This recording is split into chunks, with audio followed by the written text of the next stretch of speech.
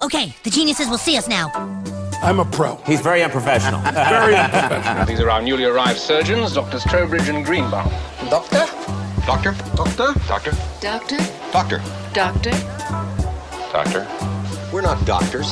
Are you sure they can handle this? Oh, we can handle it. We're professionals. You'll forgive us if we're not instilled with confidence. Potentially unprofessional pieces of content. Welcome to Unprofessional. Are we not doing that? Oh yeah, you're right. All right. Welcome to Unprofessional. This week, I'm hoping this quality is good. Yeah. We're back to the old school phone recording. I may or may not have spilled wine on my laptop and cannot record. It was the girl's fault. Wait, I'm Trevor. Ken, yeah. Ken, there we go. My this is name's Ken. Unprofessional. Exactly. And... I'll start off with a joke, okay? Okay, hit me. So, my portable hard drive, right? Mm-hmm. I asked you how much you'd pay for a 1 terabyte hard drive. Right, which I can't really comprehend how much a terabyte is. My exact brand is on Amazon right now for $50. Okay. So if I was selling it on Facebook Marketplace, how much would you pay for it? Barely used. We'll go half. We'll go 25. Yeah, and that's low. All right. How much would you pay for a 1 terabyte hard drive that was filled with porn? Less. I have to delete it. Yeah.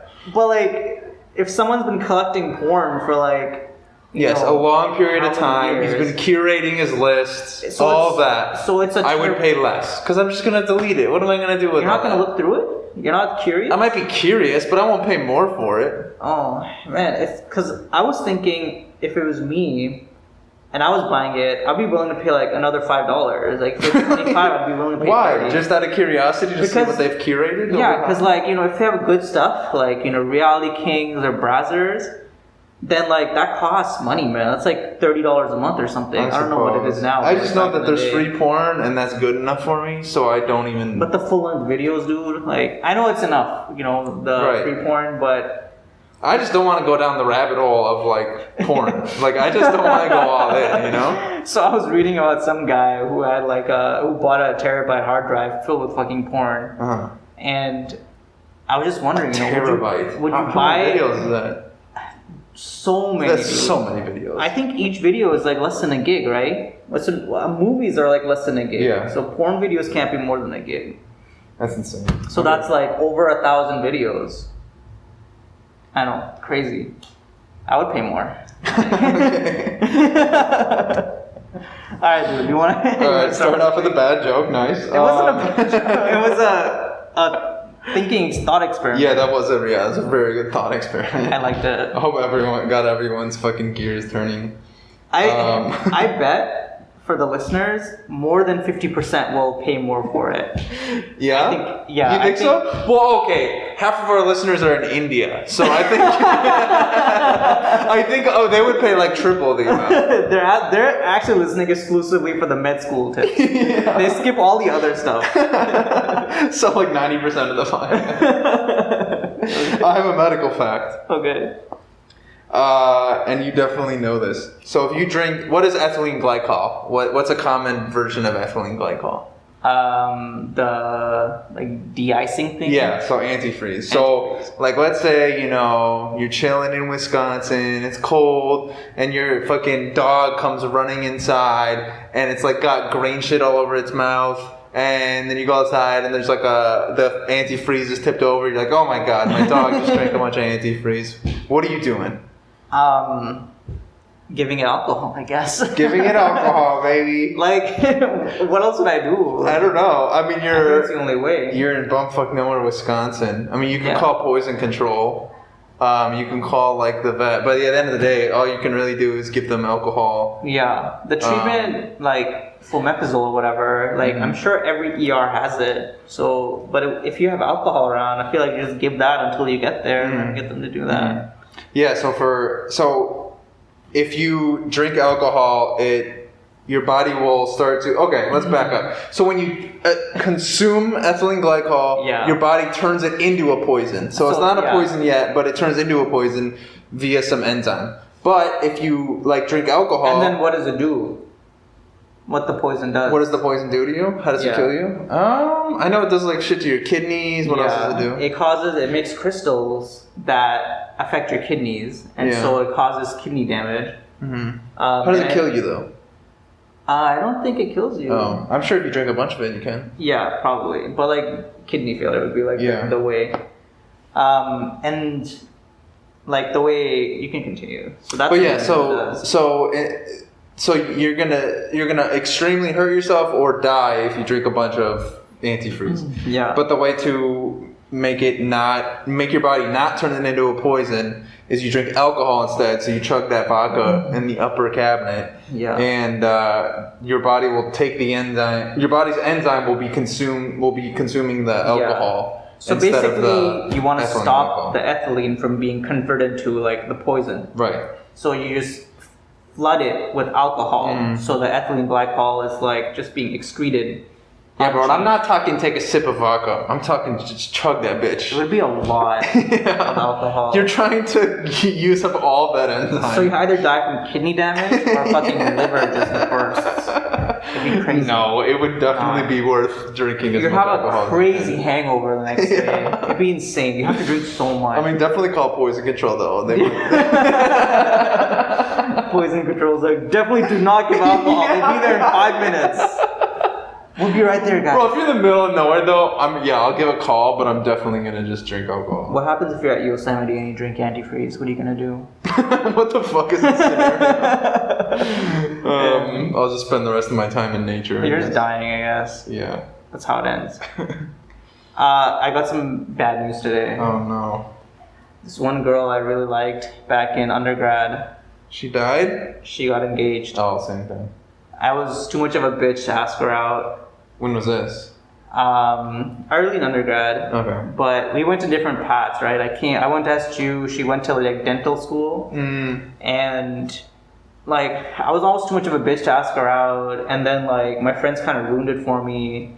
And then turns out she would have never went out with me anyway, because she's like, oh, like his family's Muslim and like my family's like very strict. That's such bullshit though. I don't know, whatever it was. So she got engaged today, and to a Muslim guy. No, the guy's a fucking model, bro. Oh really? I saw him once at school because she was dating him, and like when I was in my last year of school there, and I was like, "Who is this model, man? He's like gorgeous and out of her league, by the way, because she's not that hot. Oh, she's really? like a 6." Damn. And I don't know what happened, man. I guess like she has a great personality or something. Yeah, maybe. So yeah, my day was ruined beginning with that. She does have God on her side. That might help. Yeah. This is why you gotta go to church. Go to church. Find the good ones. What's Muslim church like? You guys like sing hymns and shit? No, singing is not a big part of it. I don't like the way that waves of mercy, waves of grace. Is that a real song? Yeah. I've never heard of that. Well, do they sing with that much attitude? Yeah. I feel like they go harder than that. Muslim church is like more the basics. You know, there's no fun. You just have to like give yourself to God. That's how church should be. Yeah, I like it for that reason. I feel like church is like too commercialized nowadays. But you should go there and get scared, son. Yeah, be afraid of God. All right, how was your week? My week was good. I've been in the ICU, the intensive care unit, and man, you take care of some really sick people for sure. It's people who are like close to dying. What % of them are awake? I'm gonna say 25% to 50%, depending on the day. In the ICU or the IMCU? The whole top floor I consider the ICU. I think it's all the ICU though. Okay. But yeah, I would say 25% is the usual. But it can be up to 50. Yeah. Because sometimes they send people up there who just have like DKA or suspected DKA, and you know they're not that bad off of. You know. Have you got to do any like arterial blood gases yet? Yeah, so you have to check like their like acid base levels a lot and such. So I've done the 2 times I've been about to do an arterial blood gas. The person's had an arterial line, so you can just get blood straight from the line. You don't have to do the whole thing. That's shitty. Were they asleep or were they awake? One of them was asleep. I guess I should've could just have fucking poked done him it. anyway. I know. I just feel their bad. sleep, man. That's when you take I advantage of know. them. It's just unnecessary, and I just feel bad. Damn. I know. But yeah, that's been good. I mean, I've been learning a ton though. The first week we had the guy who was just cold, like the attending, cold, like calculated, like he was just like every time you ask something, he's like, I don't know why, and you're like, that's why I'm asking you. And then this week it was just like the nicest, most caring lady in the world, and just always wanted to teach us. So it was very nice. That's awesome. And she let you go earlier? No, she didn't. Still kept you till 5? Just on Friday, she let us go earlier. Oh my but before God. that, we were staying until fucking like 4 o'clock, 5. Man, I've been staying like every day has been like 8 a.m. until 6 p.m. But just because of the fucking 1 hour commute, it takes forever. But like, man, so I'm at MIMO right now, Maimonides. I think I'm allowed to say that because I'm just like You're there for like a day, and they're not gonna know. Whatever.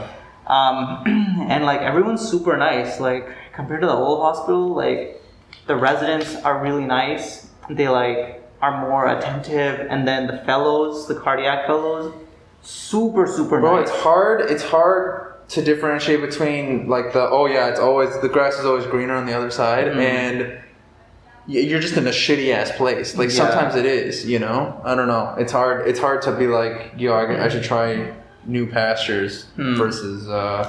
One of the big differences, honestly, is that like at every hospital that I've been to, they'll be like, oh, give us your number, we'll text you when something comes up, but they never do. But at this hospital, they're like, I'll text you, and they actually do. They like try to get you involved, so it's been cool. great. Everyone's the attendings. Oh my god, man! Like they want to involve you. You know, you can ask any questions. You know, they even say like, does anyone have any questions? To like try to get you more involved, and then they're like reward you for like knowing shit. Bro, that brings me to a story. When attendings, when they see an unconfident student, if it's the right attending, and they smell blood in the water, bro, they will attack, bro. They attack. Like that. So the guy I was talking about, the attending who was cold, we had this unconfident guy, he would like stammer and stutter and shit. Bro, you could just feel, you're like, oh no, and it's just, why? You know, tell me about this, why is this? What is with the liver enzymes? Why is that? And the kid's just, so, and then everyone's just like awkwardly waiting. Oh man, dude. And he'll make it last like 15 minutes during rounds, just questioning this kid on this one patient. You're like, the whole time you're just like the climax of a movie's about to happen, but it still hasn't and yet. he like fucking killed himself after. Yeah, dude. Oh my god. Was he a core student or an elective student?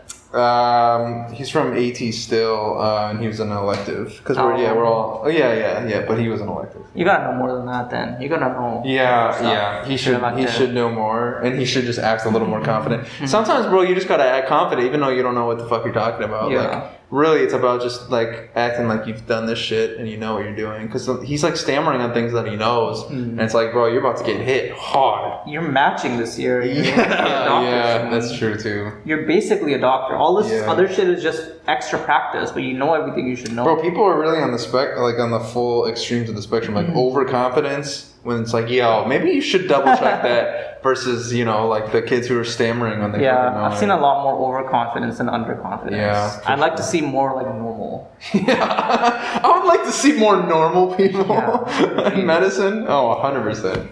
Oh, have you heard about the Jacoby bootlickers?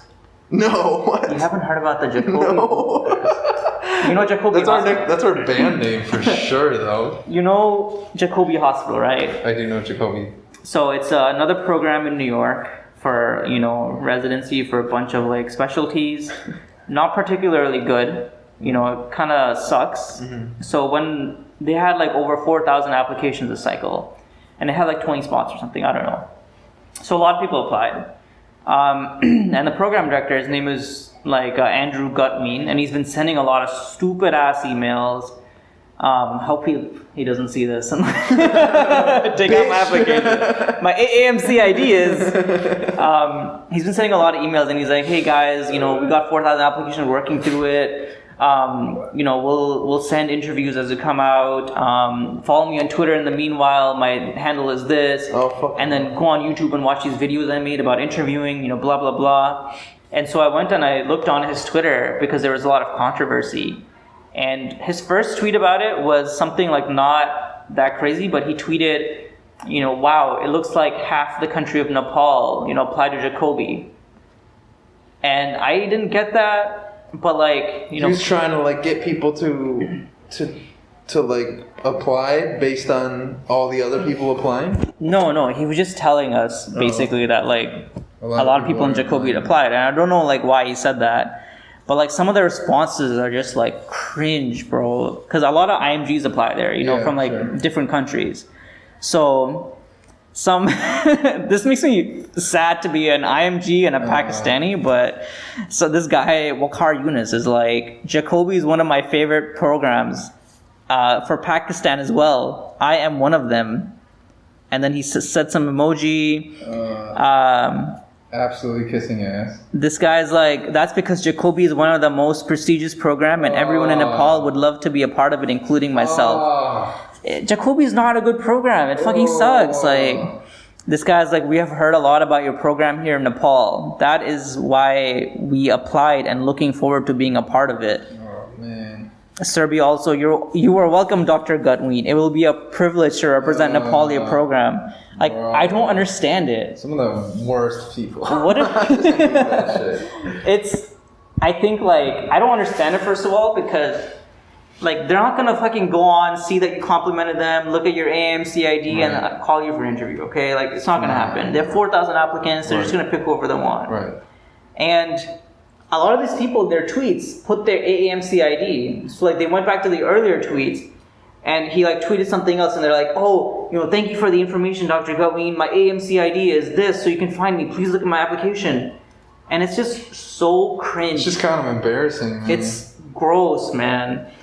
And a lot of them are like people who, are non-US IMGs. They're from like India, Pakistan, like Serbia, whatever. But they didn't match like previous cycles, so like they're like very desperate. So like they think like this is the way to do it, but this is not the way to do it, right? No. But like unfortunately, like there's something you just can't overcome. Like if you don't have U.S. clinical experience, a lot of programs require like 6 months minimum. Like it's not gonna happen. So the best thing would be like get more U.S. experience.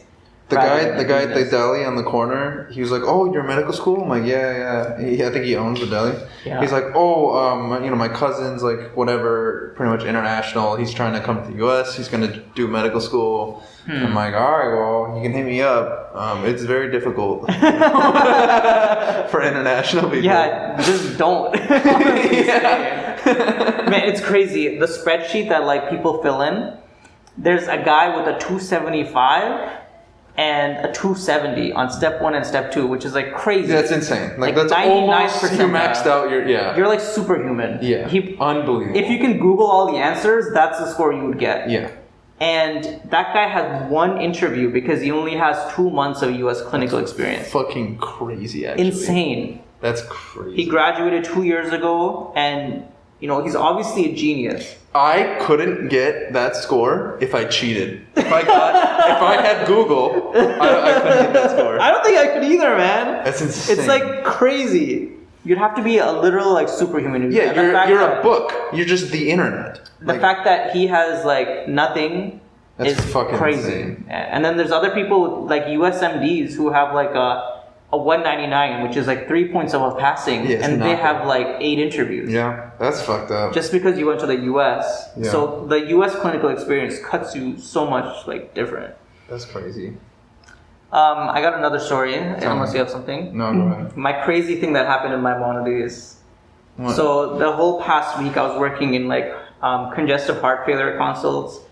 There was a fellow with me, he was a first year. He kind of sucked, honestly. Like his walk was like a fucking sprint. Like I could never keep up with him. And this is cardio. Yeah. And he didn't like really teach too much. He tried, but he wasn't great. We had to like ask him to like tell us stuff. Anyway, like we worked with him for the week, it was fine. And then like he had a full day call, 24-hour call on Thursday. So Friday he'd be post call and he wouldn't have to come in. Someone would replace him. And so I didn't want to go in on Friday because I was like, no one's gonna know that I'm not there, so I might as well skip. But I was talking to like one of the other guys in the rotation. He was going, and I was like, oh man, I might as well, fuck it. What else am I gonna do? So I ended up going. Here, let me pause it. So I ended up going, and best decision of my life. So there was this other girl. She was a second-year cardiac fellow. Her name was Cynthia, and she was covering for him. Super nice. We started like at 10 a.m. because she didn't know the patients. And we were literally rounding from like 10 to like 2:30 or something. So long ass time. And we were just talking throughout. And then like we went and sat down. She was writing her notes, and I was just like sitting there. And she was like, if you want, you can like look up some EKGs and we can discuss them. I was like, yeah, sure. So I printed some out, and I was like, whenever you're ready, we'll go through them. So I like did my analysis. That's super nice of her. Yeah, and like we went through them. And she's like, are you applying to this program? And I was like, yeah, I am. And she's like, have you got an interview yet? I was like, not yet. And she's like, well, that's fine. They usually give them out in November. Mm-hmm. She said, you should go talk to Dr. Wolf. Mm-hmm. He's a program director, and just go like, pop your head in, introduce yourself. So you're applying, he'll give you an interview. She's like, you have good scores? And I was like, yeah, they're fine. And so she's like, yeah, go talk to him. She's like, do you know anyone in the program? I was like, no, I don't. She's like, are you sure you don't know anyone?